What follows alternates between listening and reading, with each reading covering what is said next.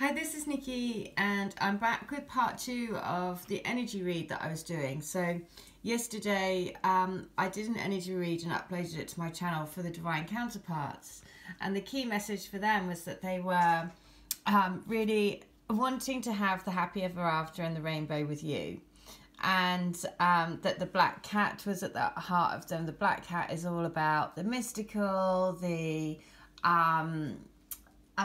name's gone out of my head, but everything that you are, right? You are different to them, and so they kind of like it's the ethereal, right? That because you have this kind of like ethereal energy that they're just so drawn to, and so the heart of them, that's what they're wanting. They're wanting to have this amazing feeling that they have with you, and they want that in their lives because the key thing for them was they wanted the rainbow, the happy ever after, you know, the bliss. And so I'm going to go on and go through what was on our side. So again, this is very much if you've recently had a situation where you've had to draw the boundaries with your twin and be either pull away basically either not be in contact with them or not see them, or have to lay a boundary somewhere to protect yourself. Again, this is totally reflected in this is why it always amazes me when I do a quick energy read. I'm always like, yeah, it amazes me how the cards reflect exactly what's been going on. Right, so in our heads we have this heartbreak, right? Because there is, even though you know it's for your best, you know it's for the highest good, you know that you have to do this because part of that is the journey of being true to you. When you're true to you, of course, you are setting a boundary, which is that basically you deserve love. You deserve love and deserve respect, and this love, this great love that you share with your twin, also deserves that, and therefore anything less is just not worth it. It's compromising that beautiful connection, and therefore it's about setting a boundary to say, no, I want it when it's right, you know, and when we're both in the right situation. So this card reflects exactly that process, because of course, even though you know it's for the heart, you know your two hearts beating as one, you know that the journey is about coming into your own fullness, your own self-love, all of those things. Even though we know that, and we know it's the highest good and it's part of the process and we have to do it, and the universe has orchestrated a situation, whatever it is for you, that was like, right, this is my final straw, that's it, you know, I've got to set a boundary now. Whatever that is, you know. And we know the point is that our minds still are playing that, you know, it's still sad, isn't it? It's still sad because you do want to see them. You do want to have all of those things. So of course it is tinged with a little bit of sadness, because in our heads we do want to be together, right? But again, this card symbolizes that the heartbreak has to happen, because again, it makes the heart is a muscle, it makes you stronger, right? The other thing is to remember that you are always two hearts that beat as one. So if you are setting a boundary, if you look at this, it's number 9. 9 is completion. You know, you're moving into the 10 is completion. The 1 is the Fool is starting again. So again, it is saying, you know, if this boundary has had to come up, it's coming up because you are nearing the end you are at an end of a cycle. And it's significant, right? Because you're moving into that space where you know that your connection is sacred. And therefore anything less than a sacred meeting in that partnership, being equal, being two hearts that beat as one, is not right, which is why this is in our headspace. I totally get that, right? That's everything that is being reflected in my journey over the last few weeks, right? So this speaks volumes, because then at the heart of us, and this again is so amazing, because It is Archangel Michael. Now, Archangel Michael is, and the root chakra. Again, I've said that over the last few days, the healings that I've done for people, it has all been about root chakra. So root chakra is all about feeling grounded to the power of the universe on a bigger scale, right? So it is about trusting, letting go of the fears, anxieties. You know, you are grounded to a power of love that is greater than anyone in this 3D reality can even fathom. Even us, we are waking up to it more and more and more every day. And we are, because the key thing to know for us is, look, the doorway to spirit. So as we are elevating in this divine love energy, we are learning more and more every single day. Every day there's something new that comes through. Every day there's another level of knowledge, inner wisdom, enlightenment that happens. And so at the heart of us then is the root chakra, is Archangel Michael. Is here to say, look, I am protecting your union and I am protecting your heart. I am here to bring these relationships into the physical, to root these into the physical. So again, I would highly recommend anyone to do so. If you're watching this and this reading is resonating for you, then do some root chakra healing. And there's loads of stuff on YouTube.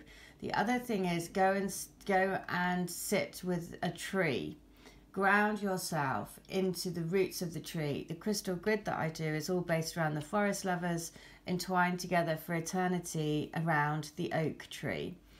And the reason why that is because the tree roots and the tree wisdom, sacred wisdom of the trees, helps to root this divine love from the spiritual into the physical, right? Which is why we see this here. It also is number 8, 35, which is the mirror to what their divine counterparts got. They got the magician, which is the alchemical, basically the alchemical marriage of the twin spirit, right? So we are mirroring them. The other thing is that to know that the energy that we're taking from the union is the world is our oyster. It's also number 29. 29 is 11. And blossoming abundance. And the sun, right? And, you know, taking on more and more and more and more light energy. Rest and rejuvenation. So if you've been feeling tired, tiredness is a major symptom of when you're taking on more light energy into your body.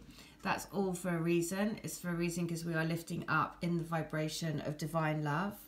And when we take on more energy of love and light and divine love, we have to let go of everything that isn't that. And therefore that is really taxing on the body as well. So all of the things, have salt baths, put a piece of rose quartz into your bath. Every time you bath, have the intent to reawaken the goddess within you. Reawaken your divine gifts, reawaken your divine knowledge, your sacred knowledge that lies within your heart. Have the intent to cleanse away any energies that aren't needed anymore.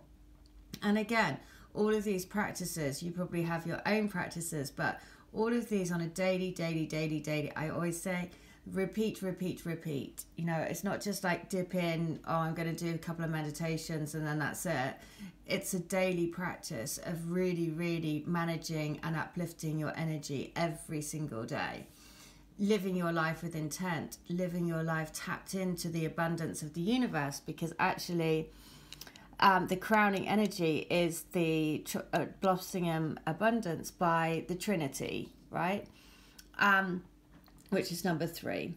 And the sun. The grounding energy is the sun. New beginnings, exactly like I was saying, there's a new cycle. There's a cycle that has been come up and moved through, right?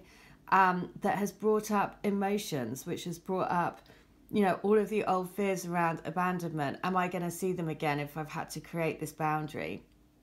In the heart of you, you know it's your truth. You know it. Yes, of course.